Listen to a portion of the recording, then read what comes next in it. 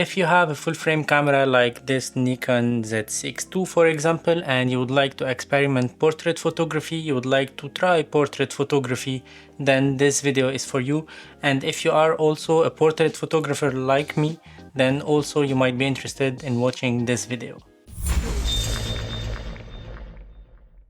Hello everyone, I hope you are all good. I'm PhotoRabs, I'm a portrait photographer based in France. In today's video I'm going to show you this nifty 50mm 1.8 from Meike. This is an autofocus lens that exists for the full frame Nikon Z mount as well as for the Sony E mount cameras. This one cost around 200 euros or 170 US dollars. This is a budget friendly lens. You can experiment whether street photography or portrait photography with this one, having the shallow depth of field at no cost. Approximately 170 US dollars is nothing these days for lenses. This one is an exceptional lens for this price.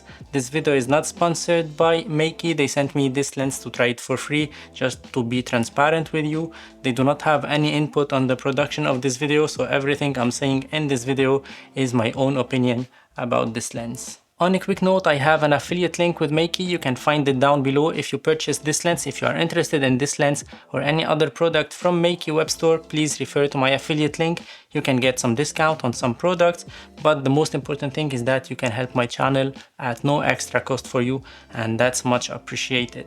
And when Meike reached out, they asked me if I would like to try this lens, this 50mm 1.8 for my Nikon Z camera full frame.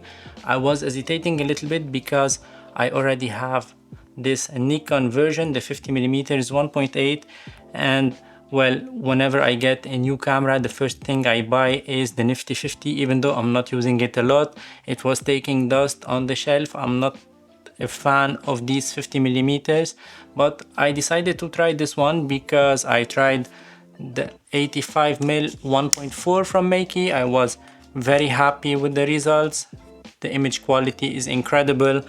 The autofocus is incredible. I made great photo shoots with this 85mm 1.4 on my Nikon Z mount camera full frame, and I said why not trying this one. Maybe their new version of autofocus system, their new version of optical elements inside will be of a big help for me, and I would share these thoughts with you. Maybe you are interested in trying portrait photography with your full frame lens, with your full frame camera, then you might find this video helpful in order to buy this lens or go to the Nikon version, which is much more expensive. And speaking of money, this Nikon 50mm 1.8 cost about 650 US dollars or 700 euros to the day I'm recording this video, while this Meike lens cost about 170 US dollars or 200 euros. So we have approximately 4 times more expensive price with this Nikon compared to this Meike, and we can expect to have some differences related to image quality, to build quality, to autofocus. In this video I'm going to cover these topics here, and I can literally say if you are on a budget or if you'd like to have the 50mm but it's not the main lens that you use every day, then of course go with this one. Save your money to buy maybe an extra glass that will help you more in your workflow, in your work, in your daily work with your camera, rather than paying lots of money on a lens that will gather dust on your shelf. Ah ouais, c'est beau. If we compare the two lenses side by side, we can see that the Meike is a little bit taller, maybe 4mm or 5mm taller than the Nikon, and it's a little bit lighter. It's totally built from plastic except of the back ring here, which is from metal, and we have this red gasket here. This is not a weatherproof lens like the Nikon version. This one is maybe rainproof at a certain limit, but it is not a weatherproof lens. Keep that in mind. We have also this autofocus manual focus switch on the side, which is handy. I keep it always in autofocus. We have this smooth focusing ring, which is always handy to have, but personally I use this lens in autofocus mode.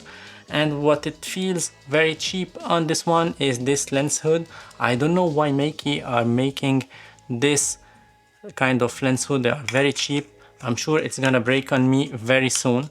It's exactly the same case with the 85mm 1.4. I talked about this issue before, so I don't know why they didn't change this thing. You can see that it does not fit perfectly well, and at a certain moment it will break on me. I'm sure of that. I hope they will address this issue and make a better lens hood for their lenses in the upcoming future. On the back side of this lens we have these golden pins here. That means that we can communicate with the camera easily. We can get all the EXIF data on the files on the camera itself, and that's something very important. We have also the USB-C port here, which we can find now on all the lenses from third-party manufacturers, because we cannot upgrade the firmware through the camera itself. We have to go via this USB-C port in order to upgrade the firmware. The autofocus is a stepping motor. It's silent, accurate at a certain limit. It's not a perfect one. It's not the fastest in the market, but you can work around it. I didn't have issues with it. It did hunt sometimes, but you can work around it easily without issues at all. And it's not the fastest, as I can say that I'm not gonna use it for my video shoots at all, even though it's reliable at a certain limit if you know how to work with it, if you know how to work with it as well. But if you are like run and gun shoot with this one, you cannot rely totally on it. You can get some shots, but it's not a lens made for video shoots in my opinion. It's mostly for street photography and portrait photography. Recently I've been taking almost all of my portraits with the 85mm 1.4 from Meike. I love the image quality, I love the focus, I love the creamy bokeh, I love the shallow depth of field of this lens, and for me this is the lens that I need on my workflow for my portrait photography. But when I got this one here, the 50mm 1.8, I got outside with it, outdoors with it to shoot some portraits, and I fell in love with the 50mm once again. I forgot about this focal length for quite some time now, especially that I was shooting with the 85mm, but this lens made me love again the 50mm, because you can take some nice portraits of course, but you can integrate in the portraits some of the background, some of the street, some of the mood of the ambience, and that's something very interesting in your portrait shots, especially if you are a street portrait photographer. This lens is, in my opinion, for street portrait photography way better than the 85. And shooting at f1.8, the shallow depth of field is not as significant as 1.4. Between 1.4 and 1.8 you have a huge difference, but 1.8 is way more interesting for street portrait photography, especially if you are tending to integrate some of the street in your shots.